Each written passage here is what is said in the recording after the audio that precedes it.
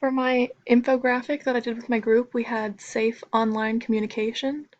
Safe online communication is how you use email, social media, online discussion, and any other forms of communication that happens online. To communicate safely, it means that no one else will be able to have any of your information without your consent. It also means that you are making safe decisions with who you share your information with. Educators should be concerned with how students are talking to each other online if they are using any forms of online discussion for classroom use.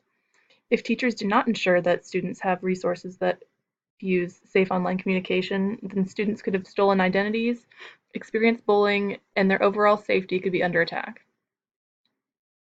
Guidelines for safety are: do not give out personal information such as address, telephone number, parents' work address, telephone number. Tell an adult if someone says something that makes you feel uncomfortable. Never agree to meet anyone online or go to an event that you were invited to online. Do not respond to any messages that are mean or make you feel uncomfortable.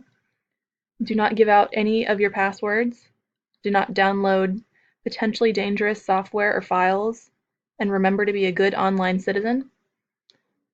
We have some resources here, um, some advice for how to communicate with kids about how they can be safe, and some information about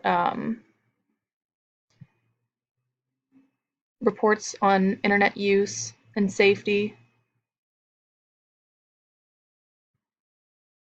And then we have things that are for teens specifically, just general guidelines about how to best communicate online in a safe and responsible way. And then we have a video here, a little 5-minute video clip about cyber safety.